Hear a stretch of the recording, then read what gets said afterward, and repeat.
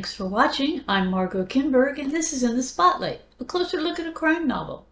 This week, we're continuing our special look at the 2024 finalists for the Niall Marshall Awards for Best Crime Novel. Today, let's turn the spotlight on Gabriel Bergmoser's The Caretaker. Melbourne-based Charlotte Laurent is on the run from her criminal husband and his underworld connections. So she's changed her name and taken a job as caretaker at an isolated winter resort in the Australian Alps. The job's not difficult, and Charlotte is hoping she'll be able to stay safe there. It doesn't work out that way, though. The accommodations are fine, and Charlotte is happy to be by herself, but strange things begin to happen. Things that make Charlotte feel uneasy. Does someone know who she really is? Has her husband found out where she's staying? Her relative isolation doesn't make things any easier. With no one else there except for a neighbor who's taken a cottage at the resort, there's very little sense of security. Charlotte takes all of the safety precautions she can, but that doesn't really make her feel safe.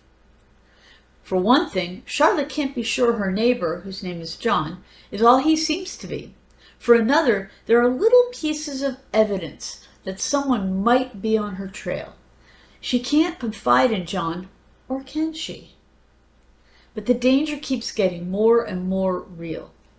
So what is in this novel? What are the elements that keep it together? Well, you'll notice I haven't said much about the plot of this novel. It's got several twists and turns that would spoil the story if I mention them here. Suffice it to say that readers who like thrillers and plot twists and appreciate twists in the novel will appreciate this novel. The setting is another important element here. It's a lonely place, especially when winter skiing season is over and the closest town is small. Charlotte doesn't want to be recognized, so she stays away from the town unless she has to go. All of this makes for a sense of isolation, which adds to the tension in the novel. The story is told mostly from Charlotte's point of view, third person, past tense. She's young and tough, but vulnerable. She's smart and can think quickly, but she's up against real danger. As the novel goes on, we learn about her past and about the situation that led to her fleeing her husband. This is, in many ways, also a psychological novel. More than once, Charlotte finds herself questioning her own sanity as she tries to work out how much danger she's in, how she can keep herself safe, and who, if anyone, she can trust.